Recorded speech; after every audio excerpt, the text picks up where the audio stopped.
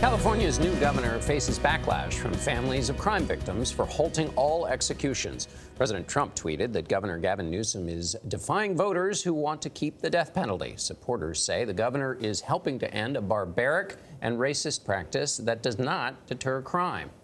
There are 737 inmates on death row in California. That is the most of any state in the nation. In 2012 and 2016, voters rejected a measure to abolish capital punishment.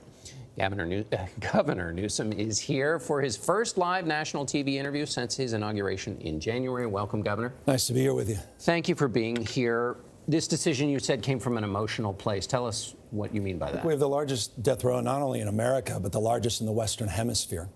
We've executed 13 people since 1973. We've spent over $5 billion in costs associated with it. Just last year, we had someone who was exonerated that spent 26 years on death row, joining the ranks of the 164 human beings that have been exonerated, that have spent time on death row.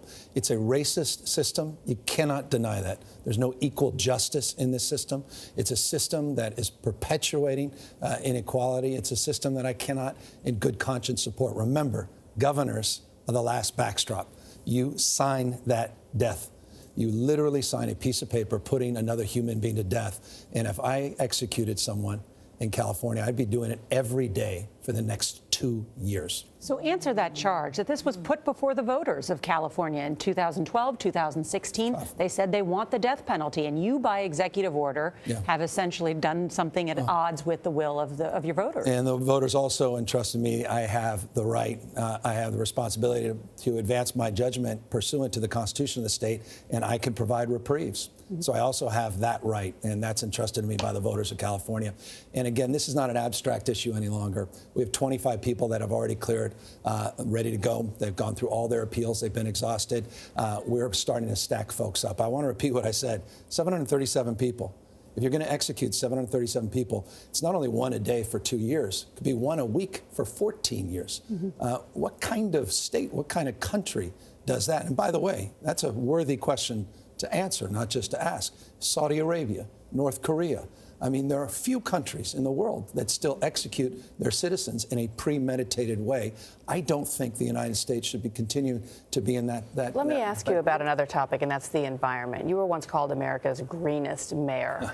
What do you make of the Democrats' new proposal for the Green New Deal? Is there substance there? Is there something to run on in this election? Yeah, I mean, it's the California Dream Act. We've been at it for 10 years. There's nothing in the Green New Deal that California is not already advancing.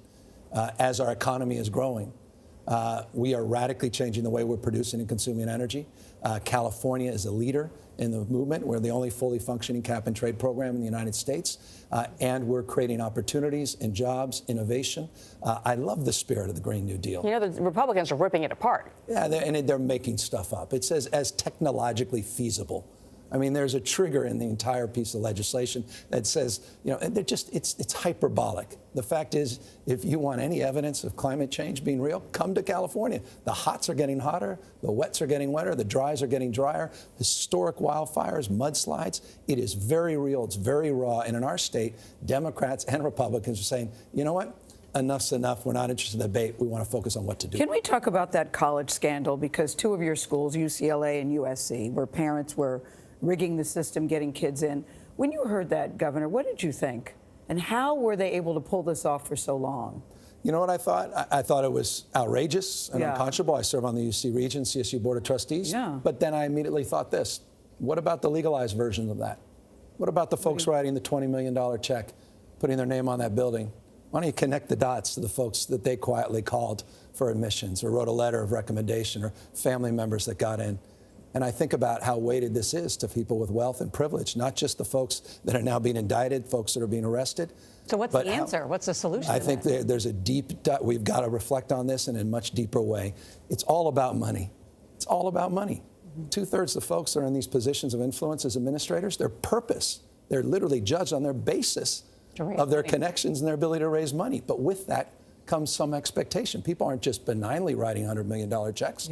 They expect something more than just their name attached to it. They're going to get a return phone call. That, to me, is a more insidious issue that we need to address. Is that true with politicians?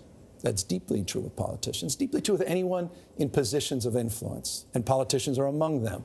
But we see it all the time. As celebrities, we see it with people, again, with means. They're making calls to folks like me. They don't even need to make calls to folks like me because they have access to folks that are making the real decisions within the bureaucracies. Well, Governor Newsom, I know it's nice to have you here in New York, all in California. Please come back again. Honored. Thank you.